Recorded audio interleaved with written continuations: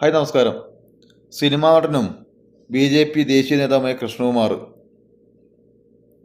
രാഷ്ട്രീയപരമായിട്ട് മാറ്റിയിരുന്ന് നോക്കിയാൽ നമ്മുടെ സമൂഹത്തിലെ വ്യക്തി അയാളുടെ മകൾ നടത്തുന്ന ഒരു സ്ഥാപനത്തിലെ സാമ്പത്തിക തട്ടിപ്പിനെ കുറിച്ചാണ് ഇപ്പോൾ സോഷ്യൽ മീഡിയയിലും അതുപോലെ തന്നെ വാർത്താ ചാനലുകളിലും നമ്മൾ കണ്ടുകൊണ്ടിരിക്കുന്നത്. ഈ പൈസ എടുത്ത യുവതികളെ കുറ്റം സമ്മതിക്കുകയും ചെയ്തു. അത് കഴിഞ്ഞിട്ടാണ് ഇവരുടെ ഭീഷണി. അതുപോലെ തന്നെ ഇവരുടെ അടുത്തൊരു ഘട്ടം എന്ന് പറയുന്നത് ഞങ്ങളെ ജാതി പറഞ്ഞ് അപമാനിച്ചു എന്നാണ്.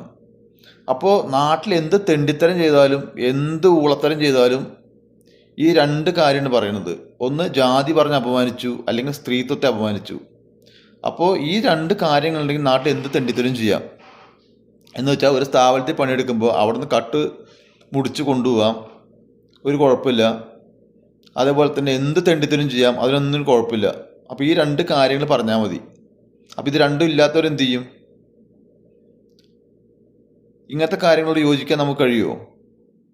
മറ്റുള്ളവരുടെ പറമ്പിലത്തെ പുല്ല് കണ്ടിട്ടാണ് പശുവിനെ വളർത്തുന്നത്. അത്ര ആൾക്കാരാണിത്. അതല്ലേ പറയാൻ പറ്റുള്ളൂ. എന്ന് വെച്ച് പറഞ്ഞാൽ മറ്റുള്ളവർ എങ്ങനെയോ കഷ്ടപ്പെട്ട് പൈസ ഉണ്ടാക്കുമ്പോൾ അവരെ പറ്റിച്ച് മൂഞ്ചിച്ച് തിന്നുക. എന്നിട്ട് കേസ് കൊടുത്തിട്ട് പൈസ തിരിച്ചു ചോദിക്കുമ്പോൾ ഞങ്ങൾ ജാതി പറഞ്ഞ് അപമാനിച്ചു, അതല്ലെങ്കിൽ സ്ത്രീത്വത്തെ അപമാനിച്ചു, ഇങ്ങനത്തെ രണ്ട് ഗ്യാപ്പ് കിടക്കുന്നുണ്ടല്ലോ കേസിൻ്റെ ഉള്ളിൽ. അപ്പോൾ അതെങ്ങനെയെങ്കിലും ചൂഷണം ചെയ്ത് ആൾക്കാരെ പറ്റിച്ച് എടുക്കുക. എത്രയോ ഭേദമാണ് ഈ ലൈംഗിക തൊഴിലാളികൾ. ഇതിലും എത്രയോ ഭേദമാണ് അവരൊക്കെ. ഇതിലും ഭേദം പോയി ചത്തൂടെ നിങ്ങൾക്ക്. അതല്ലേ പറയാൻ പറ്റുള്ളൂ.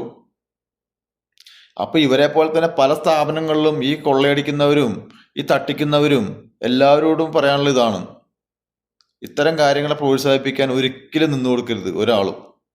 ഇതിന് ശക്തമായ നിയമ നടപടി ഉണ്ടാവുക തന്നെ വേണം. അത് രാഷ്ട്രീയപരമായ സപ്പോർട്ടോ ഇതൊന്നുമല്ല ഞാൻ പറയുന്നത്. അയാൾ ഏത് രാഷ്ട്രീയം ആയിക്കോട്ടെ, ഞാൻ വേറെ രാഷ്ട്രീയം എന്തായിക്കോട്ടെ, രാഷ്ട്രീയപരമായിട്ട് സപ്പോർട്ട് ഇതൊന്നുമല്ല ഞാൻ പറയുന്നത്. ഒരു വ്യക്തി എന്ന നിലയിലും ഒരു സ്ഥാപനം നടത്തുന്ന ഒരാളുടെ ബുദ്ധിമുട്ട് അറിയാൻ കഴിയില്ല നമ്മൾക്കും. നമ്മളൊരു സ്ഥാപനത്തിൽ വർക്ക് ചെയ്യുന്ന ആൾക്കാരല്ലേ, അപ്പോൾ നമുക്ക് അറിയാൻ കഴിയും എന്ന രീതിയിലാണ് ഞാൻ പറയുന്നത്. ഇത്തരം കാര്യങ്ങളൊന്നും ഒരിക്കലും പ്രോത്സാഹിപ്പിക്കരുത്. ഇത്തരം കാര്യങ്ങൾ നമ്മൾ പ്രോത്സാഹിപ്പിച്ചാൽ അടുത്തത് ഇതിലും വലിയ ക്രിമിനൽസ് നമ്മുടെ നാട്ടിലുണ്ടാവും. അതുകൊണ്ട് എത്രയും വേഗം ഇവരൊക്കെ ശിക്ഷിക്കപ്പെടണം എന്നാണ് എൻ്റെ അഭിപ്രായം. നല്ല രീതിയിൽ ഇവർക്ക് ശിക്ഷ മേടിച്ചു കൊടുക്കണം എന്നാണ് എൻ്റെ അഭിപ്രായം.